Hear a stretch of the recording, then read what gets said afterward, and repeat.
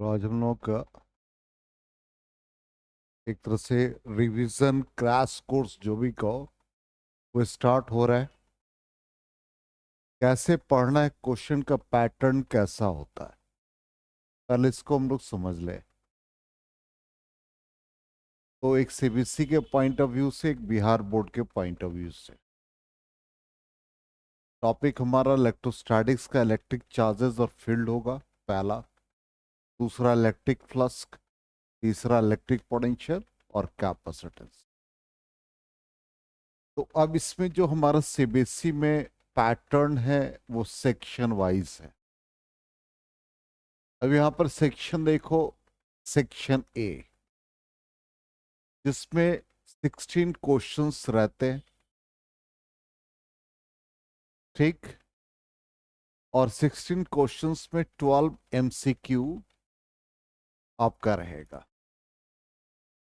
हर question के लिए mark 1। तो 12 एमसीक्यू है, मल्टीपल चॉइस क्वेश्चन। ऐसे उसमें सिंगल करेक्ट होता है। तो वो 12 क्वेश्चन हो गए, 12 नंबर के। एसर्शन एंड रीजन के 4 क्वेश्चन, 1 मार्क ईच, तो 4। तो यहां पर टोटल 12 प्लस 4 16 मार्क्स के हो गए। इसलिए 16 क्वेश्चंस हो गए सेक्शन ए में। सेक्शन बी में 5 questions, each question carry 2 marks. तो 5 इंटू 2 10, तो 10 टोटल मार्क्स हो गए। सेक्शन सी में आ जाओ तो 7 क्वेश्चंस होंगे और हर क्वेश्चन पे 3 मार्क्स का वेटेज है, तो 21 मार्क्स हो। सेक्शन डी में आ जाओ, 2 केस स्टडी बेस्ड क्वेश्चन होगा, 4 मार्क्स इच। तो यहां पर 8 टोटल हो गए। सेक्शन ई में 3 long answers questions of 5 marks etch. तो इसका मतलब 5 इंटू 3 15, टोटल करोगे तो 70 आ जाता है। अब बिहार बोर्ड में क्या है, सेक्शन ए। सेक्शन में ए में 35 क्वेश्चन रहेंगे, 70 क्वेश्चंस, 35 क्वेश्चंस का जवाब देना है। उसका सेक्शन बी आ जाएंगे। तो सेक्शन बी में जब आएंगे तो सेक्शन बी वाला पार्ट में शॉर्ट टाइप का क्वेश्चन रहेगा, ठीक।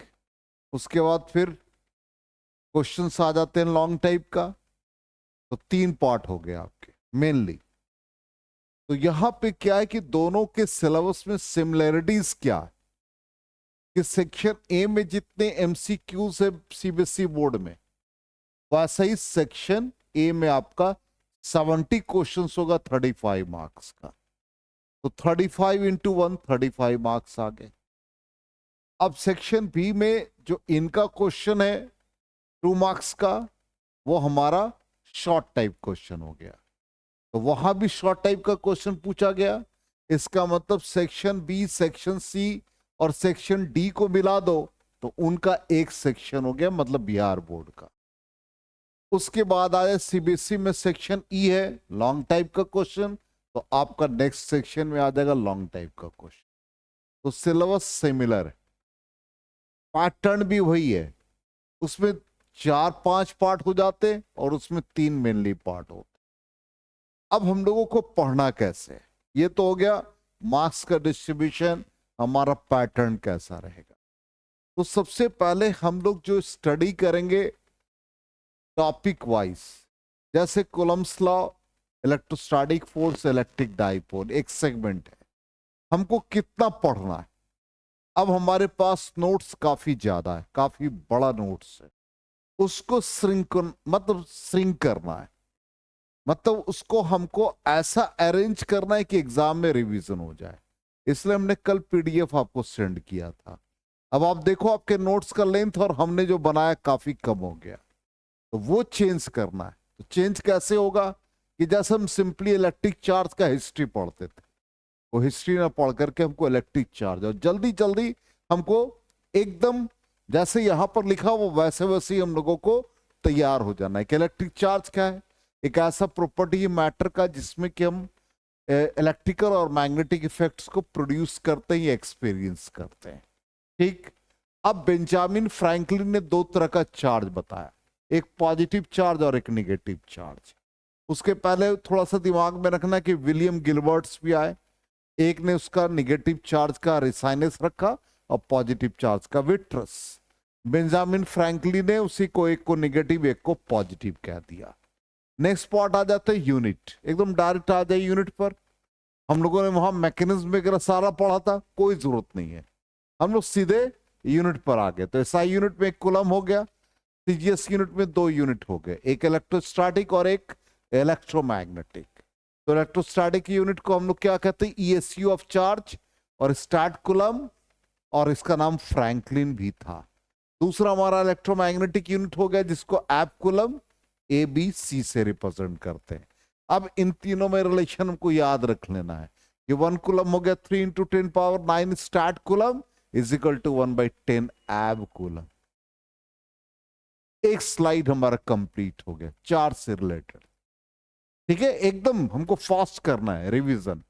अब यहां पर कंडक्टर्स और इंसुलेटर्स, ऑलरेडी कंडक्टर्स इंसुलेटर में जानते हैं, कंडक्टर का मतलब जो कंडक्ट करता है इलेक्ट्रिसिटी, और इंसुलेटर्स नहीं, दोनों में थोड़ा सा एक अनकॉमन बात क्या है कि कंडक्टर को आप चार्ज प्रोवाइड करते हो तो यूनिफॉर्मली डिस्ट्रीब्यूट हो जाता है, इंसुलेटर को चार्ज दोगे तो वहीं रह जाता है। इसका मतलब है कि वो कंडक्ट नहीं करता। तो यही दो substances which readily allow the passage of electricity through them are called conductors. Example, metals. Whereas those substances which offer high resistance to the passage of electricity through them are called insulators. Example, plastic rod, nylon, ये सब example। अब यहां पर basic properties of electric charges दिमाग में रखना है कि charges are always added algebraically। Charge का एडिशन अल्जेब्रिकली होता है। इसका मतलब जितने पॉजिटिव चार्ज है उसको हम लोग एक जगह पर ऐड कर देंगे और यदि निगेटिव चार्ज है तो माइनस कर देंगे। दूसरा, एक electric charges conservative in nature.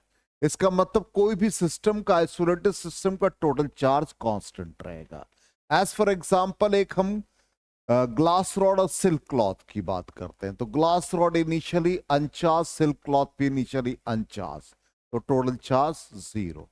अब ग्लास रॉड और सिल्क क्लॉथ को रब किया तो ग्लास रॉड पे पॉजिटिव चार्ज, सिल्क क्लॉथ पर negative. After rubbing against each other, दोनों पर, एक पर पॉजिटिव और एक पर negative, net charge 0, charge conserve हो गया।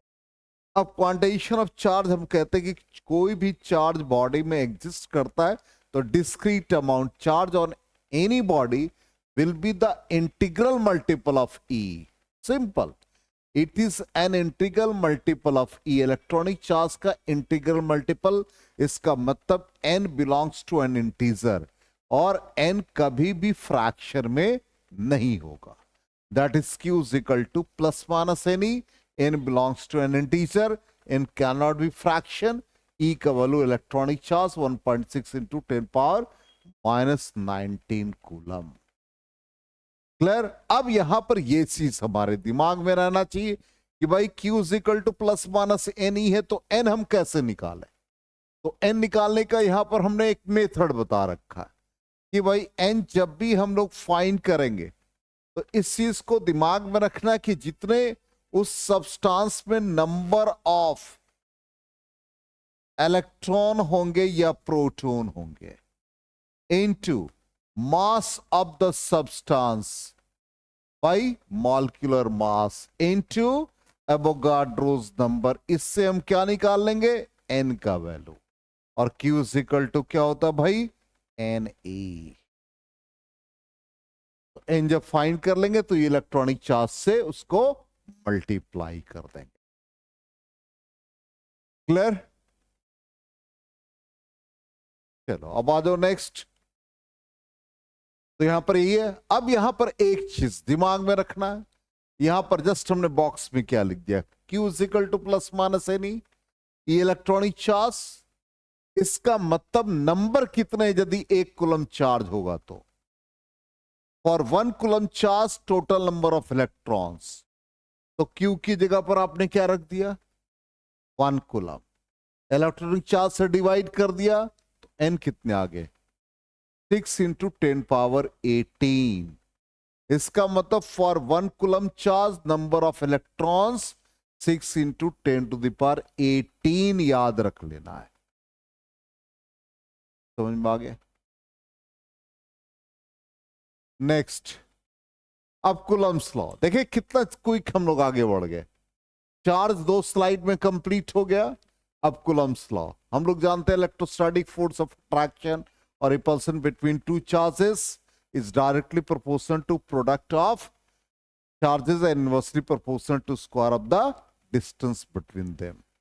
ठीक, तो ऑलरेडी हम जानते हैं जो फोर्स का डायरेक्शन है वो क्या होगा? Along the line joining the centres of the two charges, इसलिए क्या है? सेंट्रल फोर्स है।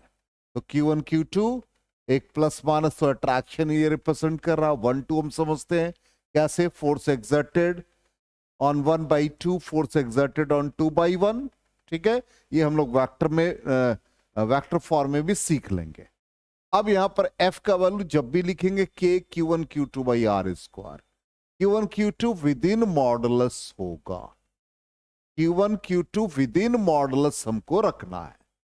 अब यहां पर F12 F21 का मैग्नीट्यूड सेम होगा। ठीक, इसका मतलब जितने फोर्स से ये इसको अट्रैक्ट कर रहा उतने ही फोर्स से ये भी इसको अट्रैक्ट करेगा। अब यहां पर K का वैल्यू हम लोग जानते हैं, K डिपेंड करता है दो चीज पे, एक नेचर ऑफ द मीडियम और दूसरा सिस्टम ऑफ यूनिट। अब K इसका मतलब दो चार्ज के बीच का मीडियम क्या है? यदि दो चार्ज के बीच का मीडियम फ्री स्पेस, वैक्यूम और एयर है तो K का value 1/4 pi epsilon not. Epsilon not का वैल्यू 8.854 इंटू 10⁻⁻12, ये वैल्यू डाल देंगे तो K बिकम्स 9 इंटू 10⁻9। इस फॉर्म में आ गया। इसलिए जब भी force of attraction between two charges लिखना है तो वैक्यूम में लिखेंगे 9 into 10⁻9 with in modulus Q1 Q2 by R square. और जब मीडियम की बात करेंगे तो मीडियम में क्या लिखेंगे? K का value 1/4 pi epsilon Q1 Q2 by R square. दोनों को डिवाइड कर दो तो F नॉट बाई FM क्या मिल जाएगा? एप्सिलॉन R, जिसको रिलेटिव परमिटिविटी कहते हैं या डाइलेक्ट्रिक कांस्टेंट कहते हैं। क्लियर? तो यहां पर डाइलेक्ट्रिक कांस्टेंट, और ये याद रखना, वाटर का डाइलेक्ट्रिक कांस्टेंट 80, एयर का डाइलेक्ट्रिक कांस्टेंट 1, और हमने लास्टली कंडक्टर के लिए क्या लिखा है? इन्फिनिटी। 3 हमको याद रखना। ठीक, अब आ जाए वेक्टर फॉर्म में। मैग्नीट्यूड के टर्म में तो यही लिखा है। अब वेक्टर फॉर्म में यहां पर क्या है भाई? देख लो, Q1 Q2 दोनों पॉजिटिव। अब इसका मतलब क्या हुआ? यहां पर जो हम लोग डायरेक्शन ले रहे हैं वो क्या है? ये चार्ज Q2 इसको रिपेल कर रहा है, तो ये हो गया। तो कौन रिपेल कर रहा है? 2। फोर्स किस पर लग रहा है? 1 पे। इसलिए जिस पर पहले लिखा F12, इसका मतलब फोर्स एक्सर्टेड ऑन Q1, और ये बाद में जो भी लिखा रहता है वो ड्यू टू होता है। जब ये इसको रिपेल करेगा तो नाम F21, इसका मतलब फोर्स एक्सर्टेड ऑन Q2, और ये Q1 मतलब ड्यू टू। अब यूनिट वेक्टर क्या लेंगे भाई? 1 से 2 की तरफ, तो R12 unit vector pointing from 1 to 2, और R21 क्या लिखेंगे? Unit vector pointing from 2 to 1। तो 2 to 1 का डायरेक्शन ये, और 1 से 2 का डायरेक्शन ये हो गया। अब इसी को हम लोग वेक्टर फॉर्म में लिख रहे हैं। तो वेक्टर फॉर्म में देखो क्या लिख रहे हैं। देखो यही लिखा, F12 on Q1 due to Q2, F21 on Q2 due to Q1। वही यहां पर भी हमने बताया, ये हम लोग मैग्नीट्यूड लिखते हैं और यूनिट वेक्टर को डायरेक्शन से रिप्रेजेंट कर देते हैं। तो यहां पर देख लो, F12 का डायरेक्शन किधर है? F12 का डायरेक्शन लेफ्ट के टुवर्ड्स। तो यूनिट वेक्टर कौन सा है? R21 इसके अलोंग। इसलिए यहां पर ये R स्क्वायर की जगह पर R21 हो जाएगा, और I यूनिट वेक्टर की जगह पर R21। नेक्स्ट आ जाओ, इसी को फॉर्म में लिख दिया F21। F21 का डायरेक्शन किधर है? टुवर्ड्स राइट, और unit vector pointing from 1 to 2 towards right. इसका मतलब F21 का जो डायरेक्शन है वही R12 का डायरेक्शन। तो यहां पर 1/4πε0 Q1 Q2 by r square, और F21 के लगा R12 है तो R12 unit vector, R12 unit vector, और R21 का डायरेक्शन अपोजिट है, इसलिए F12 is equal to minus F21। ये क्या रिप्रेजेंट कर रहा है कि न्यूटन्स थर्ड लॉ होल्ड कर रहा है। इसका मतलब बहुत सिंपल क्वेश्चन यदि आपसे पूछा जाए कि 5 माइक्रोकूलम और 6 माइक्रोकूलम का दो चार्ज है, यदि 5 माइक्रोकूलम ने 6 माइक्रोकूलम पर 40 न्यूटन का फोर्स लगाया तो 6 भी पहले वाले पर उतना ही फोर्स लगाएगा।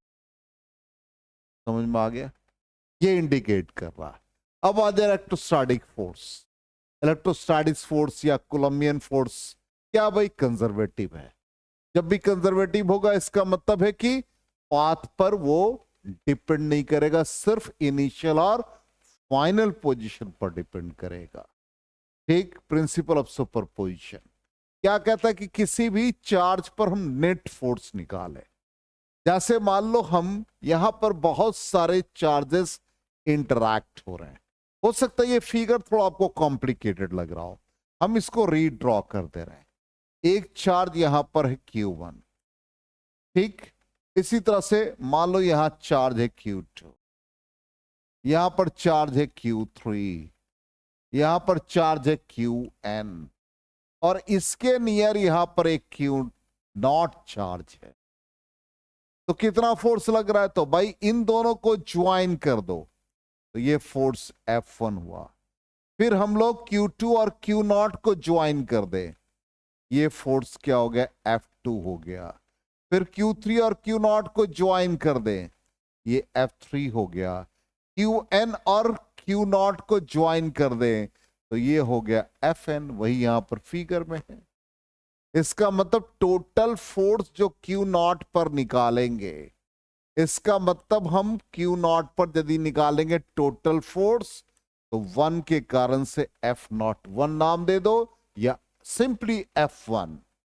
फिर इसी तरह से F02, फिर F03, सबका वेक्टर सम कर देना, and finally F0n। It is the principal of superposition. अब इससे हमको क्या मिलता है? यहां पे कहता है कि जैसे मान लो कि दो चार्ज है और दोनों चार्ज के बीच एक फोर्स लग रहा है, मान लो ये 2 माइक्रोकूलम है और ये 4 माइक्रोकूलम, इसके बीच 40 न्यूटन लग रहा है, और यहां पर भी 40 न्यूटन, और एक थर्ड चार्ज आपने यहां पर 2 माइक्रोकूलम का रख दिया, तो क्या इन दोनों के बीच के फोर्स को अफेक्ट करेगा? नहीं। Force between two charges remains unaffected even by the presence of another charges। यदि उसके बीच में कोई अनदर चार्ज भी रख दोगे तो फोर्स ऑफ अट्रैक्शन या रिपल्सन उनके बीच में, उस पर कोई इंपैक्ट नहीं पड़ेगा। आगे समझ में? यही हमने यहां पर मैथमेटिकली लिखा। This principle states that if A number of charges interacting each other, then the total force exerted on a given charge will be the vector sum of the forces due to individual charges। यही मतलब है, और इसको हम mathematically इस form में लिख दिया है। सॉरी, तो F0 is equal to Q0 by 4πε0 QI R0 RI cube. ये इस फॉर्म में कैसे लिखा? मान लो ऐसा आपको प्रॉब्लम हो रहा है समझने में, तो बहुत इजी है। यहां पर F0 लिख रहे हो आप, ठीक। अब F0 जब लिख रहे हो तो आप चार्जेस ले रहे हो, मान लो F01 ले रहे हो तो क्या आ जाएगा? 1/4πε0 Q1 Q0,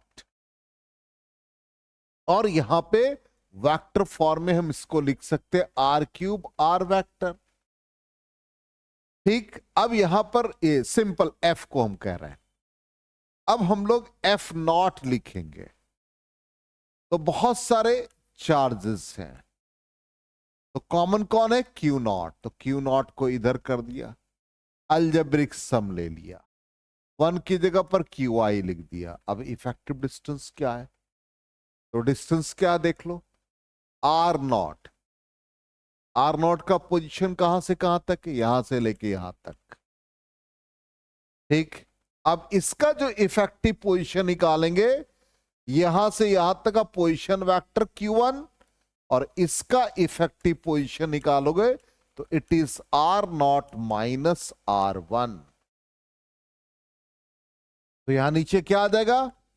R0 minus RI, और ये क्यूब हो गया, और यहां पर वेक्टर फॉर्म में R0 माइनस RI। क्लियर?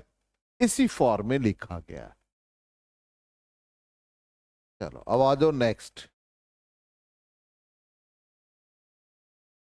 अब electrostatics force due to continuous charge distribution. 3 तरह का चार्ज डिस्ट्रीब्यूशन, लीनियरली, ठीक, एरिया के अकॉर्डिंग और वॉल्यूम के according.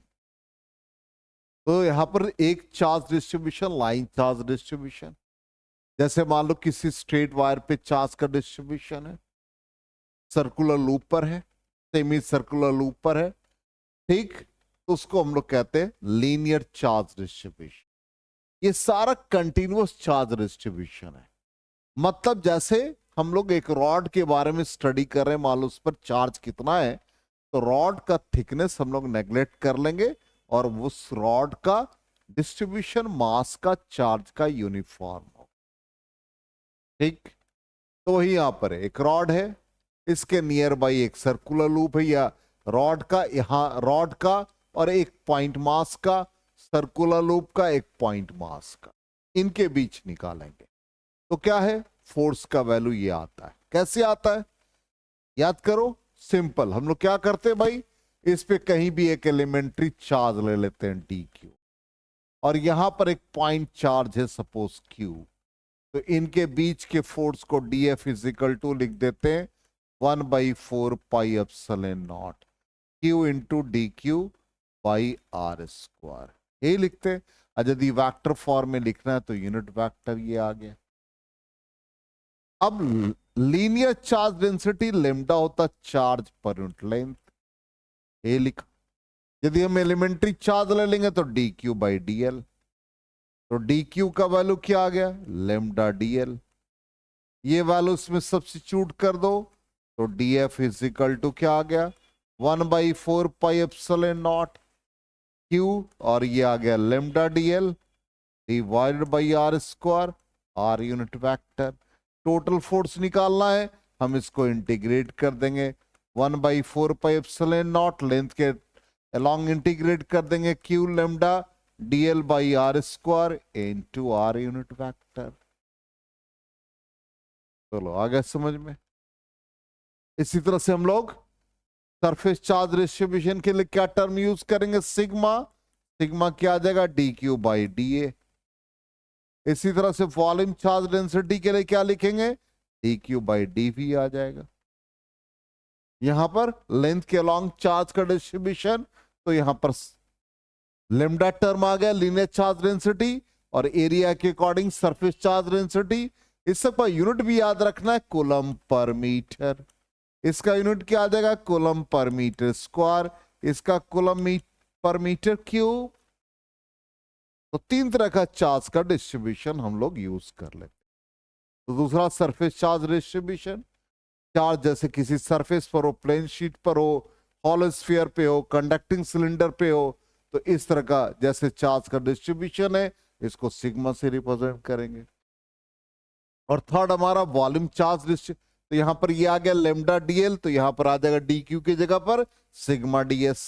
Volume charge distribution, charge distribute हो रहा है थ्रू वॉल्यूम, ठीक, लाइक सॉलिड स्फीयर। तो उस कंडीशन में यहां पर इस तरह से रो हम लोग यूज करेंगे, और इसका फॉर्मूला आ जाएगा q into rho d v by r square, r unit vector. अब आ जाओ इलेक्ट्रिक फील्ड। देखा, कूलम्स लॉ पूरा कंप्लीट हो गया। इस तरह से हम लोगों को करना है। एकदम फास्ट। देखो कितना श्रिंक हो गया हमारा सिलेबस। अब इलेक्ट्रिक फील्ड हम लोग जानते हैं कि यदि कोई चार्ज है उसके सराउंडिंग में उसके इलेक्ट्रिकल इन्फ्लुएंस को चेक करना है तो वहां पे एक पॉइंट चार्ज, एक हम लोग इन कैसे हैं उसको इनफाइनिटेसिमल चार्ज, जैसे उस चार्ज का वैल्यू हम लोग टेस्ट चार्ज मान लेते हैं, तो उसके सराउंडिंग में एक टेस्ट चार्ज को रख के देखते हैं तो जो गिवन चार्ज उसके ऊपर एक फोर्स लगाता है, उसको हम लोग कहते हैं, जहां तक फोर्स लगा वहां तक के स्पेस को इलेक्ट्रिक फील्ड कहते हैं। The space around a charge in which its electrical influence can be experienced, that is the area which produces attractive और repulsive force on another charge placed in that area is called electric field. और इसको measure कैसे करते हैं? Electric field is measured as the force experience by unit positive test charge. ठीक, अब electric field intensity वही है, the force experience by unit positive charge placed at that point without disturbing the source charge, source charge को बिना disturb किए हुए। इसका size क्या होना चाहिए? सोर्स चार्ज के रिस्पेक्ट में नेग्लिजिबल होना चाहिए। ठीक, तो इसका मतलब यहाँ इलेक्ट्रिक फील्ड क्या लिखते हैं? एफ बाई क्यू नॉट और limit q naught tends to 0। अब electric field due to point charge, बहुत सारे चार्जेस है, मान लो ये सिंपली यहां पर एक चार्ज क्यू है, गिवन चार्ज, और क्यू नॉट पर फोर्स निकालना है, तो इसका डायरेक्शन क्या हो गया?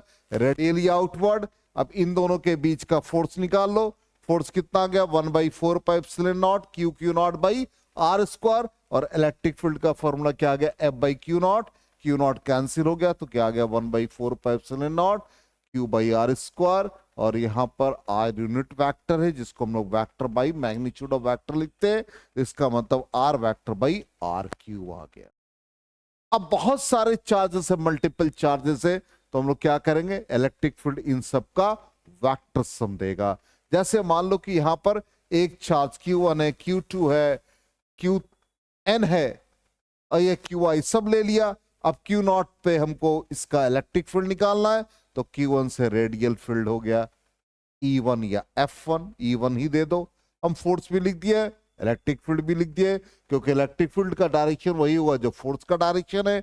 Q2 के लिए F2 और E2 हो गया, QI के लिए FI EI हो गया, Q1 के लिए FN EN, सबका वेक्टर सम कर देंगे। यही प्रिंसिपल ऑफ सुपरपोजिशन है पढ़ा, that is E vector is equal to E1 plus E2 plus E3 up to EN। तो जैसे फोर्स में हम लोगों ने प्रिंसिपल ऑफ सुपरपोजिशन पढ़ा, यहां भी प्रिंसिपल ऑफ सुपरपोजिशन को अप्लाई करेंगे, दोनों वेक्टर क्वांटिटी है। अब इलेक्ट्रिक फील्ड लाइंस, हम लोग जानते हैं कि इलेक्ट्रिक फील्ड लाइंस एक कर्व है जिसके अलोंग हम लोग एज्यूम कर लेते हैं कि स्मॉल पॉजिटिव चार्ज मूव करता है, और जो टैंजेंट हम लोग ड्रॉ करते हैं वो क्या देता है? इलेक्ट्रिक फील्ड के डायरेक्शन को देता है। तो electric field lines imaginary curve, but the field which they represent is real. Already हम लोग पढ़ चुके हैं, ये स्पेस कर्व है, कर्व इन 3 डायमेंशन। यही है, पॉजिटिव चार्ज का रेडियली आउटवर्ड, नेगेटिव चार्ज के लिए रेडियली इनवर्ड। अब यहां पर ये प्रॉपर्टी हमारे लिए बड़ा कॉमन है कि two field lines can never intersect each other. यदि दो फील्ड लाइंस इंटरसेक्ट करते हैं तो at the point of intersection दो डायरेक्शन होता है, जो कि पॉसिबल नहीं है। At the point of intersection एक ही डायरेक्शन, ये रीजन भी आ गया। ठीक, अब इसके बाद नेक्स्ट प्रॉपर्टीज पे आ जाए कि नंबर ऑफ फील्ड लाइंस जो भी ऑरिजिनेट हो रहा, टर्मिनेट हो रहा, वो डिपेंड करता है या डायरेक्टली प्रोपोर्शनल होता मैग्नीट्यूड ऑफ चार्ज। मान लो कि यहां पर सिंपल 3Q चार्ज है और Q है। अब Q से देखो 4 फील्ड लाइंस है, तो 3Q कितने होना चाहिए? इसका 3 टाइम्स है तो 12 फील्ड लाइंस होने चाहिए। यहां पर इसका मतलब magnitude of charge directly proportional to number of field lines originating और number of field lines terminating. ठीक, नेक्स्ट आ जाए electric field lines is said to be uniform. Uniform तब होगा जब उसका मैग्नीट्यूड और डायरेक्शन सेम हो जाए, और मैग्नीट्यूड और डायरेक्शन डिफरेंट हो जाए तो क्या आएगा? Non uniform. As for example देखो यहां पर क्या है, ये यूनिफॉर्म फील्ड को रिप्रेजेंट कर रहा है, ये नॉन यूनिफॉर्म को। यहां पर फील्ड पर क्या रीजन है? इलेक्ट्रिक फील्ड लाइंस क्या है? काफी स्ट्रॉन्गर है, और Q तक जब जाते हैं फार्दर अपार्ट तो इलेक्ट्रिक फील्ड लाइंस वीक हो जाता है। यहां पर भी आ जाओ P रीजन, और यहां पर Q थोड़ा बाहर का रीजन ले लो, तो तो P पर इलेक्ट्रिक फील्ड लाइंस क्या होगा, स्ट्रॉन्गर होगा, और Q यदि कोई पॉइंट बाहर है तो वीकर हो जाएगा। ठीक, अब हम लोग नेक्स्ट क्लास में यहां तक पढ़ लिया यूनिफॉर्म नॉन यूनिफॉर्म। तो कल की क्लास है motion of charge particle in uniform electric field, torque और पोटेंशियल एनर्जी। ये पार्ट पढ़ने के बाद हम लोग क्वेश्चन पे आ जाएंगे। क्लियर, आगे समझ में रिवीजन का कैसा पैटर्न है, कितना क्विक हो रहा है, कितना फास्ट हो रहा है। कल इसको रिवाइज करके आएंगे, कल प्रॉब्लम सेशन भी स्टार्ट होगा।